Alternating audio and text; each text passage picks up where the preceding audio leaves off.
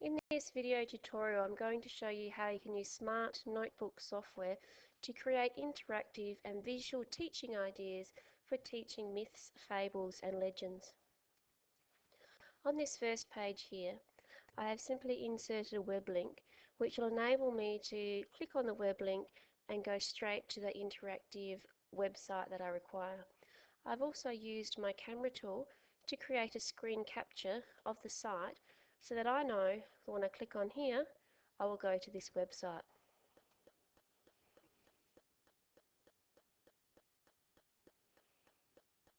I can then select a fable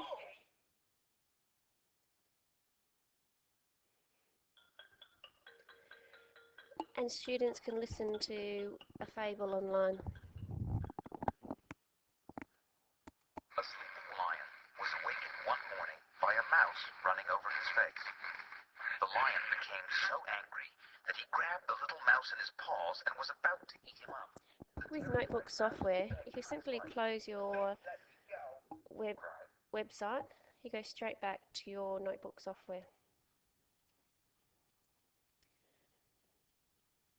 Fables are written in the past tense, therefore I have gone to the gallery and in the gallery search for vortex. You can edit the vortex with two categories.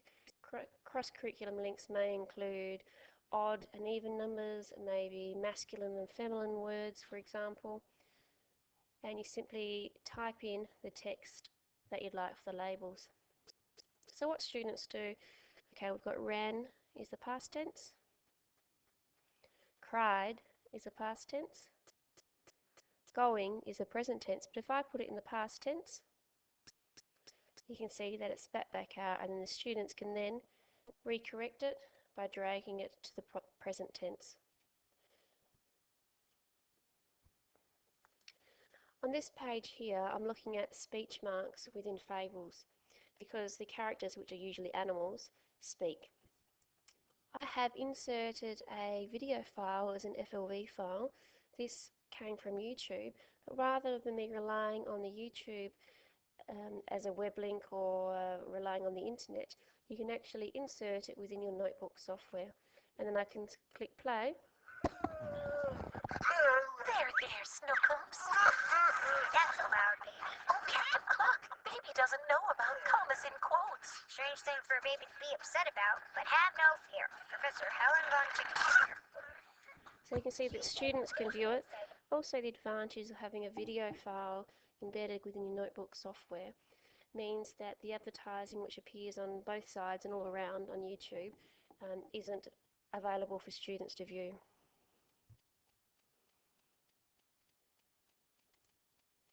This activity here, we're looking at where do the speech marks go, so the students then can predict, and then we can drag down the text and view. This works on a layering principle, so the sentences were added after the blue box, and the speech marks are written in white, which is the same as the background colour here, so you can't see them, but when I click and drag, you can see the speech marks and the commas throughout the text. This activity here is simply a matter of using your highlighting tool to highlight whatever your focus is. My focus is speech marks and commas.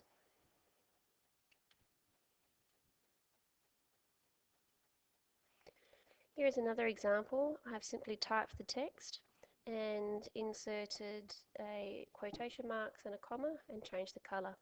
I then right-clicked, infinitely cloned them. So here you can see that students can come and drag, kick the ball over here, shouted Anthony. Pass me the pencil, whispered Jane. So the students can actually come up to the board, they can manipulate it, they can drag the quotation marks and the commas into the correct locations. This activity here, the smartboard is great for brainstorming, for grouping ideas and so forth. So here are a range of words other than said, and then the students can actually drag them across the board and group them according to words which are similar. For example, we might have grumbled and moaned. Might put whispered up here. Yelled.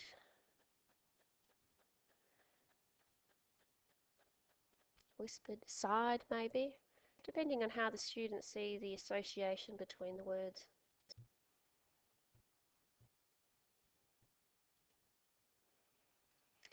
In this other example here, you can see I have my online link here, so I know if I click that, I'm going to go to a fable about the ant and the dove. Now in this activity I was looking at the personality of the characters. So for example, students might drag up with the ant was clumsy, he fell into the river. He was foolish, possibly, they may suggest. The dove was clever for dropping the leaf. Thoughtful for trying to save. And also they might say that the ant was thoughtful for repaying the favour. Now rather than creating this page over and over again, if you select your drop down menu, you can duplicate the page or clone the page to create multiples.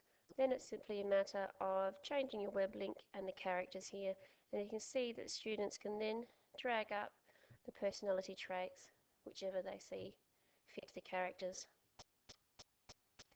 Here is another example. This is a Japanese legend. Now what I have here is a link. Instead of seeing the web link, I've linked the website to the picture, taking away the web link which would take up text throughout this page, which is quite full of text. So if I click on the image, it will take me straight to the web link. I've also on this page here put the questions. This will reduce your photocopying so you can display the questions on the board for the students to use. Alternatively, if you would like to print off the questions for the students, I've created a link. With notebook software, you can link it to a Word document, a PowerPoint, a PDF, whatever you like. So here, students can view the questions and the tasks they need to do, which can then be printed off. In terms of your programming, I have my notebook document and I have a link to my Word document rather than having to flick through a book to find where the resource that I want the students to use. I'd like to also show you a fantastic site that I found, which is looking at myths and legends. This site enables students to create a myth or a legend, to add text and visual images, and then to preview the myth or legend and share with other people. So students can select a background.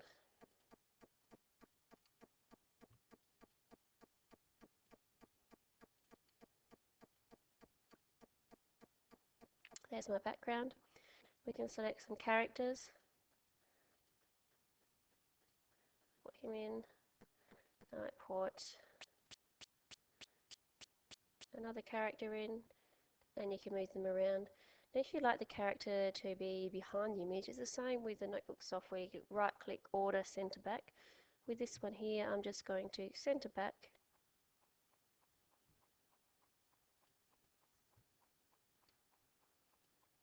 And he should go to the back.